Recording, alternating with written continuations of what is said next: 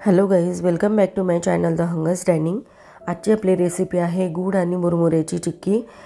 जी ही recipe आहे चिक्कीची खूप healthy आहे आणि संक्रांती जवळ आलेली आहे। संक्रांतीला पण तुम्ही ही मुरमुरे गुळाची चिक्की तुम्ही करू शकता। चला तर सुरुवात करूया। यासाठी मी एका मोठ्या कढईमध्ये साधारण 3 कप मुरमुरे घेतलेले आहे। कुठल्याही प्रकारचे तुम्ही मुरमुरे इथे घेऊ शकता आणि त्याला आपल्याला 3ही कप मुरमुरे घेऊन कढईमध्ये छान क्रिस्पी भाजून घ्यायचे आहे। भाजल्यामुळे काय होईल, आपली जी गूळ चिक्की आहे ती छान क्रिस्पी बनेल।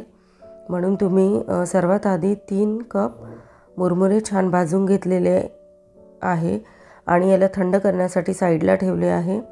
यानंतर आपल्याला काय करायचं आहे, 3 कप मुरमुऱ्याला 1 कप गूळ इथे मी खिसून घेतलेला आहे। तुम्हाला खिसूनच इथे गूळ वापरायचा आहे। खिसल्यामुळे काय होईल, गूळ लवकर वितळेल। आणि यानंतर थोडीशी तीळ मी इथे भाजून यामध्ये मिक्स करून घेणार आहे। तुम्हाला स्किप करायचे असेल तर तुम्ही स्किप करू शकता, पण मला इथे आवडते त्यामुळे मी थोडीशी यामध्ये तीळ घातलेली आहे।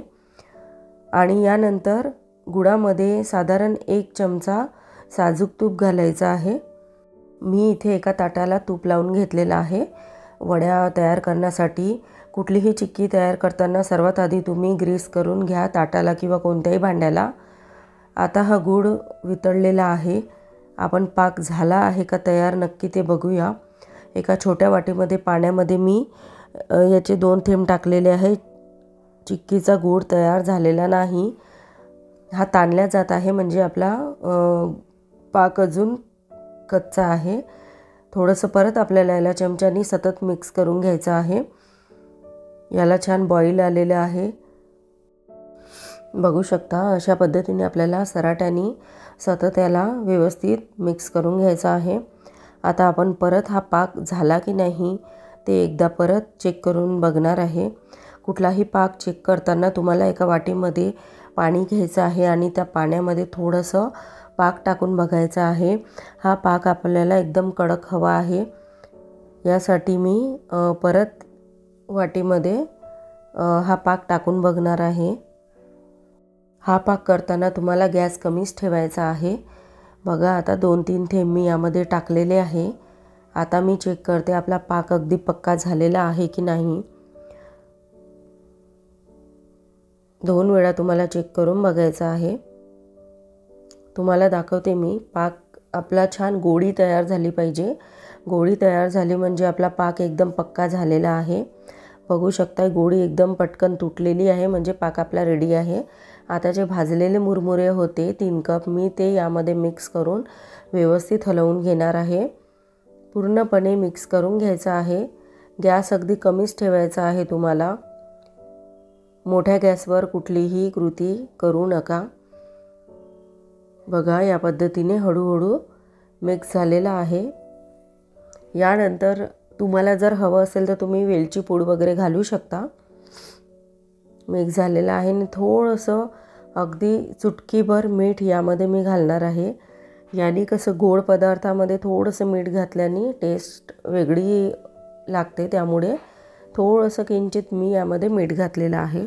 याला परत आपल्याला असं मिक्स करून घ्यायचे आहे। आता मी गॅस बंद करेल आणि ज्या प्लेटीला मी तूप लावलेलं होतं, ग्रीस केलेलं होतं, त्यामध्ये मी हे पूर्ण मिश्रण यावर घालून घेणार आहे।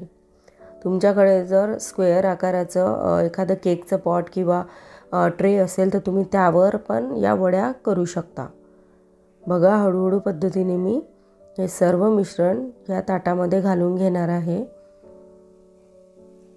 मिश्रण इथे घालून झालेलं आहे। सर्वात आधी सराट्याने थोडंसं मी फैलवणार आहे। हे सराट्याचं लागलेला पूर्ण मुरमुरे मी यामध्ये काढून घेतलेले आहे। थोडासा हलका पाण्याचा हात घ्यायचा आहे, अगदी हलका।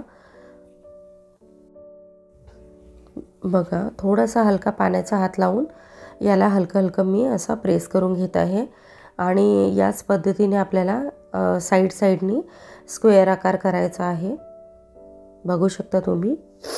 आणि हलक्या हाताने असं मी दाबून घेतलेलं आहे। तुम्हाला जर वड्या करायच्या नसतील तर तुम्ही सेम प्रोसेस यूज करून याचे लाडू पण तुम्ही बनवू शकता। लाडू खाताना थोडा त्रास होतो, म्हणजे खाता येत नाही। वड्या कशा व्यवस्थित खाल्ल्या जातात, त्यामुळे मी इथे मुरमुऱ्याच्या वड्याच इथे करत आहे. तुम्ही लाडू करू शकता. आता एका ग्लासाने मी व्यवस्थित त्याला पूर्णपणे प्लेन करून घेणार आहे. या पद्धतीनेच तुम्हाला प्लेन करायचं आहे. खूप मस्त एकसारखे मुरमुरे बसले आहेत खाली. याला स्क्वेअर आकार देऊन देणार आहे. आता ओलं असतानाच आपल्याला चाकूने याचे काप करून घ्यायचे आहे, जेणेकरून थंड झाल्यावर आपल्याला व्यवस्थित स्क्वेअर आकारामध्ये वड्या कट होतील. त्यासाठी तुम्हाला थोडं ओलसर असतानाच याच्या चाकूने काप करून घ्यायचे आहेत. बघा, हळूहळू पूर्णपणे मी याचे काप करून घेतलेले आहे. आता थंड करायला ठेवणार आहे.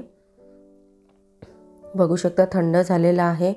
खूप सहजतेने ही वड्या बघा, अगदी मी काहीच केले नाही, फक्त अलगद मी उचललेला आहे, आपोआप वरती आलेल्या आहेत वड्या. आता आपण या सर्व एका लाईननी तोडून घेणार आहे.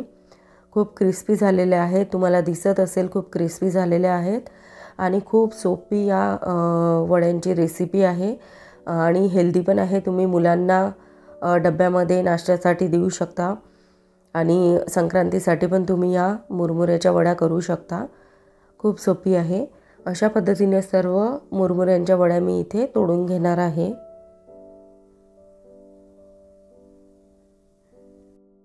ज्यांनी कधी केल्या नसतील त्यांना पण ह्या वड्या नक्की जमतील. तुम्ही नक्की करून बघा आणि या वड्या जर तुम्ही केल्या असतील, कशा झाल्या त्या मला कमेंटमध्ये नक्की कळवा. बघू शकता एक वडी मी तुम्हाला तोडून दाखवते आहे. खूप क्रिस्पी झालेली आहे, बघू शकता तुम्ही.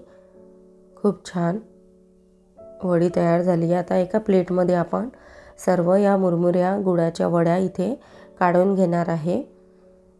खूपच टेस्टी अशी ही रेसिपी आहे आणि खायला आणि बनवायला पण खूप सोपी आहे.